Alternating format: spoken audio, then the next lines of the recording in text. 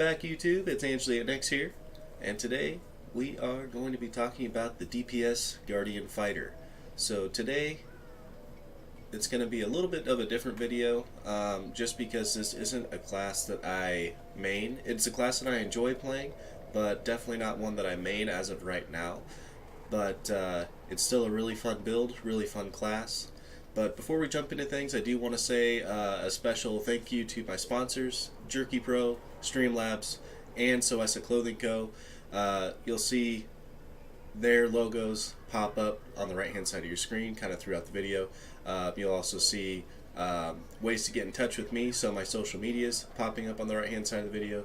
And for all of you guys that know me from Twitch, obviously my Twitch handle is right here next to, or to the left of me, so definitely come and check me out, and let's hop into the build. So definitely not optimized and pretty much stripped, but still is a banger. The best thing about this build is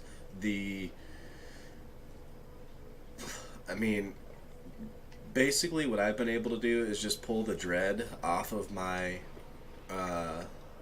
other DPS classes, throw it on him, even with no other enchantments basically on. Still load into dungeons and smack bosses really hard. So you're going to see obviously the gear like you're looking at right now, and then you're going to see the two different skill sets that I use. One for the transition phases, so the trash mob phases, and then obviously the one that you all are waiting for, the big boss burner. So let's talk about gear a little bit. Obviously not optimized, but this setup right here is a pretty good setup for artifacts. The only thing that you could probably change is maybe the sigil of the controller for an Eye of the Giant, something like that, if you just need a little bit more of a stat stick. Obviously +5 rings, so Gravestalker, Gravestriker, or Gravestalker and Shadow, or Gravestriker and Shadow Stalker, excuse me, would be best in slot here for more extra DPS. We are running the Orcus set, full Orcus set. Running the Chilton Merchant shirt and pants, which you can run whatever gives you the best stats, to be honest. Don't worry about item level. The biggest thing is don't sacrifice stats for item level when it comes to the primal shirt and pants. It's not worth it, because you lose more stats just to gain the 20 item level per piece. So if it's better for you, great, but if it's not, it's not worth 20 item level. So we are using primal presently, primal weapons, and like I said before, you're going to want to use a dread enchantment, at least for the big boss burning fights. Through the main phase of the dungeon, so the transition phases, if you have the astral and the means, you can switch to a Fae and actually deal good damage through the rest of the dungeon as well. A lot of guys don't switch. Some of them do. So if you're in a really sweaty group and they're actually going to give you the option to change and they're not speed running, you can definitely switch to the Fae, see a little bit more damage coming out for the trash fights. So, and then obviously you're going to want Survivor's Wraps. I got rid of my Survivor's Wraps when they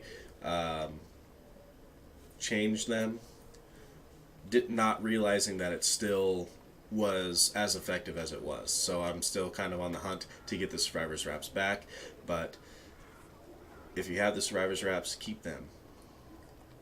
The armor is all kind of relative. You just want to get the best stats that you possibly can. So you want, most likely you'll want a Furred Kiuno for the increased melee damage. You will most likely want the helmet from CRL for the extra crit, but that is all based off of the stats that you need. But having that extra crit is always nice. And then the boots, you'll most definitely want the Heels of Fury. I just have decided to not try to beat my head against the wall for the Heels of Fury, so I'm just running with kind of what I have at this point in time. So, but that is at least the way that we have this guy set up. And then stats wise, he's not super impressive stats wise, but he still can bang. I mean, he'll just starting on that dread, you'll flat smack some people, or smack some bosses. So let's jump into powers here. So this is the boss burning power tree. So Villain's Menace is your main daily. Really, not a whole lot of these we use. You can put in points in Lunging Strike, just so that you don't have to try and put points in later, because I know some people use it in the transition phases so they engage faster. But that's not what I use. Lunging Strike is also good for PvP, so if you want to take this build into PvP, it is totally viable. But definitely want points in Enforced Threat. Obviously, points in Griffin's Wrath. Fighter's Recovery does help if you are in a group where, if you're not optimized like me, for instance, where I am basically stripped. Walking into a fight where you may be expected to be a little bit more tanky, Fighter's Recovery can help you with that. You can use Knee Breaker also instead of Griffin's Wrath. Hits very, very hard. Very, very strong ability. I just prefer the Griffins. I like that rotation better. Crushing Surge is your main at-will. Knight's Challenge is the big factor here. So Knight's Challenge is what gives you that big dick damage. So basically what happens is I'll explain more when we get into rotations, but this is a big brunt of your damage because you deal 50% more damage to that boss, and that's multiplicative with all the buffs and debuffs. So combat superiority, you can use that. I know a lot of people that argue on this over some others, or others over this. It's all personal preference and what you feel like you need. And all of these are kind of just building down. I know that the tactician hybrid DPS build, where you're basically a tank that can hit hard, uses Anvil of Doom, and the old PvP Guardian Fighter builds used to use Anvil of Doom. I used to smash people with that. Then your secondary at will is Weapon Master Strike, which this becomes your almost primary source of damage in the transition phases of the dungeon. So it's a lot of just swinging that sword, whipping it back and forth. Into the Fray, obviously, speed boost and damage buff. And because this is a full DPS build, we don't take any of this stuff in here. So Bull Charge, again, I only took it because it's useful in PvP. Crescendo can be used as a second daily. If you are needing to stop a boss animation or CC a boss for a second, you can use Crescendo and it will stop the boss animation. Steel Grace is really good, especially if your crit chance is low like mine is, so Steel Grace is the good thing. So I would say if your crit chance is low, use Steel Grace and use Shield Warrior's Wrath instead of Combat Superiority. So Shield Warrior's Wrath gives you, especially if you're in a group that's going to let you be a DPS Guardian Fighter and not say, hey, why aren't you a tank? Use Shield Warrior's Wrath, because you can go in, hold your shield up, get your 5 stacks, and increase your damage. Then Commander Strike, not really used. I just put it there for the just in case times where I have to makeshift tank for a second, so I don't have to switch loadouts. And then this is the main other ability that I use for transition for the main phases of the dungeon, using Linebreaker Assault. It's a movement ability, but also procs Crushing Pin really, really well, and does pretty good damage on top. Feats, all the things. So the daily, if you build this right, you're only going to have generally one rotation So you don't need a whole lot of action points, especially with the support that you need. To be super effective, you're going to be pounded with action points anyway. So definitely get up the effectiveness of strength, have a little bit of HP. Armor specialization helps with the armor class and defense. Increases the damage of your encounter and at willpower, so that is huge. And then you gain temp hit points when you're healed, which we heal through a little bit of lifesteal. And then obviously you want critical chance. And then we come down to the bottom tree for crushing pin. Control powers cause targets to take 10% more damage. Grab plate agility, gain 5% deflect. And then obviously Weapon Master Strike now reduces the mitigation that your targets take, or basically it reduces their chance to mitigate the damage to your encounter powers, which is huge for the Griffin's Wrath. Alright, so take measure. When you are crit, gain 10 hit points equal to 5% of your max hit points. So this is just a little bit of survivability like in the transition periods, so that you don't just run up there and get squished. Because generally, other than people with movement abilities, which even still, with Steel Grace and Fray, you can basically keep up with a Glyph or a Scourge. So you can basically get to the mobs first. When you have temporary hit points, you deal 15% more damage. So that's why we use this, and also why we use, let's see, this guy right here. When you're healed, because if you are running with a Devo, you're going to be healed constantly, which means you're going to have temp hit points, which means you're going to have that 15% more damage. Jagged Blades, when you critically strike a foe, they begin bleeding. This lasts 10 seconds and deals 750% of your weapon damage over this duration.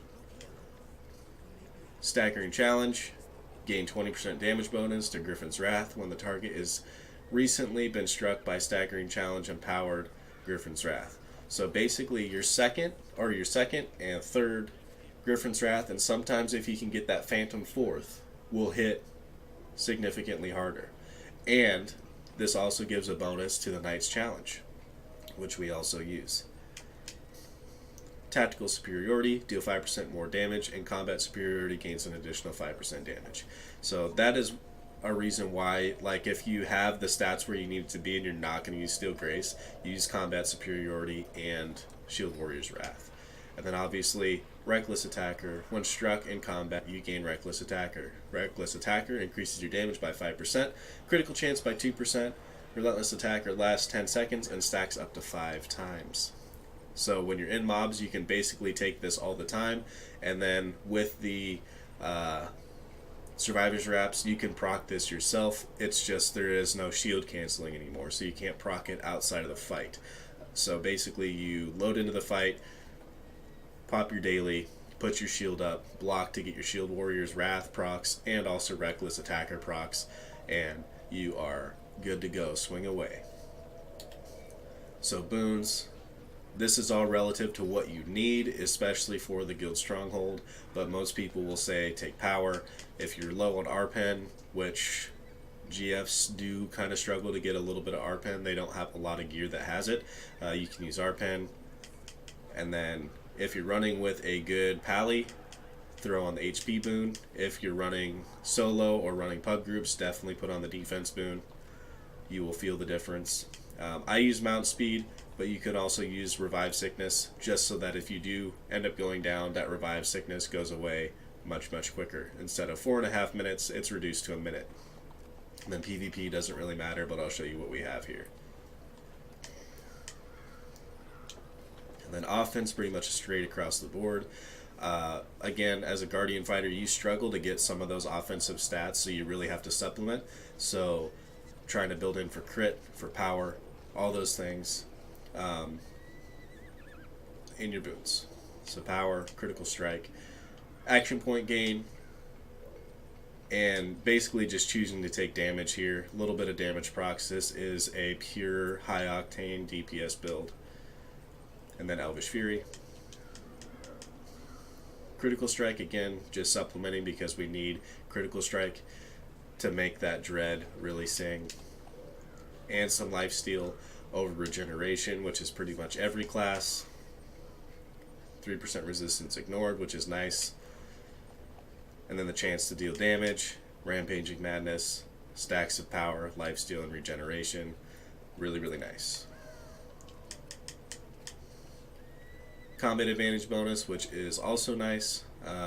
You gain some crushing pin effects, I believe, when you have combat advantage on your enemy.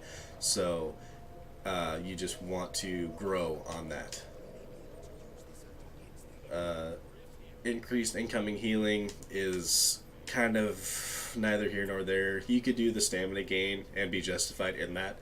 I just don't use my shield enough. Basically, I use it to get my 5 shield stacks, and then I'm done. I'm swinging away and things are dying. So you can either use the critical severity or the recovery here. 2% critical severity as opposed to 1% recovery. So it's kind of your choice on that one. Based on 200 power or 2,000 power based on how much stamina guard you're missing. That is debatable. You could actually take the cold shoulder if you wanted to. But this one, you are going to be raising your shield at some point, so you will have extra stats added to you because you are going to be using stamina. So that's why you can use that. And sometimes it does take a while for, especially in boss fights, for you to get those 5 hits out, or to take those 5 hits other than from your survivor's wraps. So you may need to hold your shield up for a little bit longer than you think is necessary. Avalanche is the damage, so when you reach 20 stacks, you dispel all the stacks and deal 15,000 damage to nearby targets. You could also do Winter's Bounty here, chance to gain 10% action points when killing a target, but again, most DPS Guardian Fighters are there for the bosses, not for the trash, so you leave that, you're not going to be the highest, you're not going to have the highest kill count, but you may have the highest damage. Underdark, power, critical, combat advantage, stamina regen, just because control effects on you, unless you're going to be doing PvP, that doesn't do a whole lot. There's just not a whole lot in the game that really CCs you. And then 10% damage versus demons, which is good for basically all Orcus fights. So if you run T9, he is technically a demon, and he is undead. So, and then Tyranny, power, critical, armor pen, lifesteal, and critical severity. Lifesteal severity, combat advantage, action point gain, and when striking foe you gain 2,000 critical strike. That is just to supplement more stats. You can choose, there's not a whole lot of any better options, so I would definitely choose that. Elemental Evil, 300 power, 4% lifesteal, 400 crit, and then obviously stacking more critical. You could do recovery if you want to get those encounter powers out faster and you have the critical where it needs to be. So those two are your good options right there. I obviously need the critical, so running the critical. Storm King's Thunder, lifesteal, severity, incoming healing bonus, just because I'm kind of squish and I don't use the stamina as much. Chance when attacking to gain 2,000 added bonus damage to your next attack, and then when you kill a foe you have a chance to deal 2,000 fire damage to all nearby enemies. And this one is relative too. If you don't think that 2,000 is worth it, you can definitely take the HP, which will help you out in the long run as well.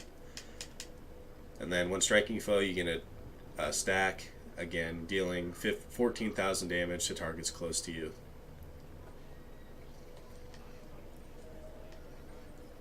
And then, let's see, Cloaked Ascendancy. These two are relative. So if you want to demoralize, you can demoralize. If you want to help your team and boost their AP, you can do that. Let's see. I would definitely take crit severity here. And then this one is the toss-up. I would probably take recovery just to try and get your encounter powers out a little bit faster. Let's see. And then Admirant Power is most likely the only option here. Yes, yeah, that is the only option really for damage. So, I would say don't do things like this that say increase damage versus dinosaurs, because that only helps you in your dailies, not in dungeons, because you don't really fight dinosaurs in dungeons. So take the power, and I guess take the regeneration, because that's better than damage resistance versus dinosaurs. And then this one is all on you. Choose if you want defense or if you want deflect. Just depends on what you want, what you need. Deflect works well. I enjoy using deflect, and it can be a extra DPS factor as well. You can deflect and reflect some damage. And then Soul Siphon. On killing a creature, you release Soul Siphon. Damage per second, 2,000 damage per second. Death's Blessing, when a nearby enemy dies. Let's see. Yeah, I would say between these two. So Soul Siphon and Lingering Curse, it's just a matter of which one you want to do.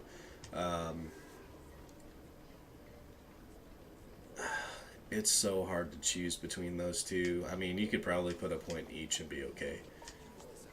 And then Ravenloft. Undead you encounter more often than you do dinosaurs, so you could be a little bit more justified in taking damage versus undead, especially for like T9, because Orcus is considered undead. I believe Rosnisi is considered undead. Or you can just take the pure stat, which is recovery, which will help you as well. Again, you'd be justified to do this, or you can increase your movement speed, make you move through the dungeons faster. And then I would just take maximum hit points. Control resist isn't going to help you unless you plan on doing a lot of PvP.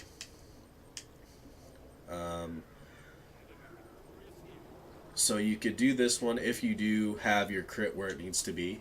If you do not, then I would say do... let's see. You could probably do this one. I'm pretty sure that procs Crushing Pin, or that your Crushing Pin effects will proc this. So that increases your combat advantage against rooted, stunned, held, or dazed targets. So I'm pretty sure knocking them prone is considered a stun or a hold or a daze. It's not considered a root, but it's potentially one of the other three. Or again, taking 10% or more of your max health and damage grants 800 power to your allies. So it doesn't help you so much, but it can help your team.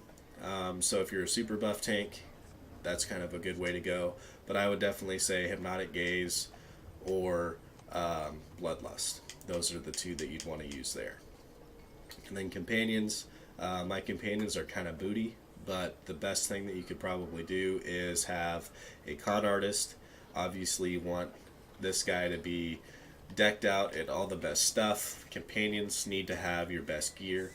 So con artist, you can run a Velociraptor if the group is running Velociraptors. If not, it's not that big of a DPS increase. You could run a triple Archon set if you wanted to, just to increase the damage. So run air, earth, and fire, just to increase your damage. I have the Earnest of Belial, which helps with critical severity. I also have the Sylph,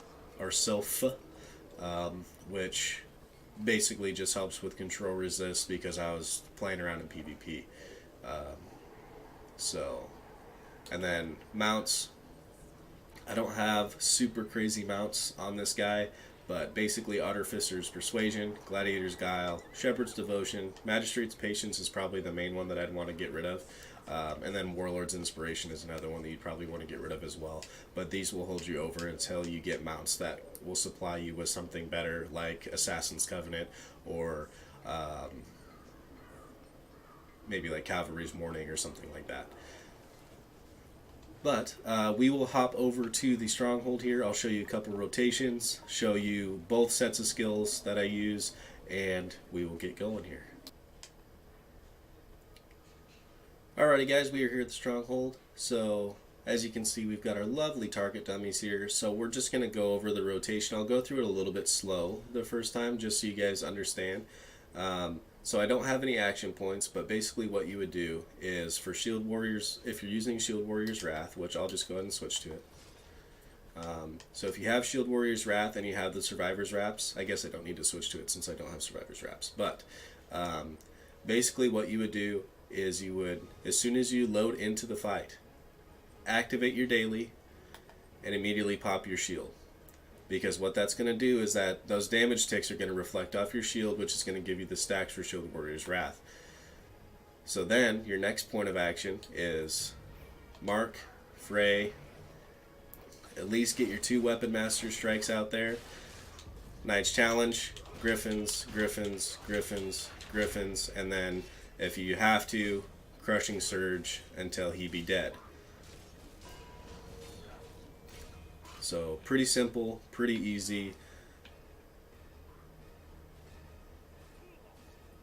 Doesn't take a whole lot. So we'll do this again here. So daily, Shield Warrior's Wrath, procs, mark, fray, Knight's Challenge. Oops. Excuse me, I misspoke. Weapon Masters, Knight's Challenge, bam, bam, bam, you'd be hitting it more often, and then Crushing Surge. Messed up my rotation. Messed up my rotation, everybody. But pretty simple, pretty easy. And then the basic rotation that I do for the main stage of the dungeon is this right here. So I use Enforced Threat, Linebreaker's Assault, and Into the Fray. So basically, I get a little gimmicky. I like to have fun when I'm running through the dungeons, so you might see me bouncing around. You'll see me like pop Fray, jump over here, and do a jumping kind of mark or Enforced Threat. If you are a ways away from enemies, you can use Linebreaker's Assault, which does proc Crushing Pin. So that is a fun thing to use as well. So basically the right way to do this, but you see how I got basically all 4 of those guys marked, and then they're going to be moving to you because they're aggroed.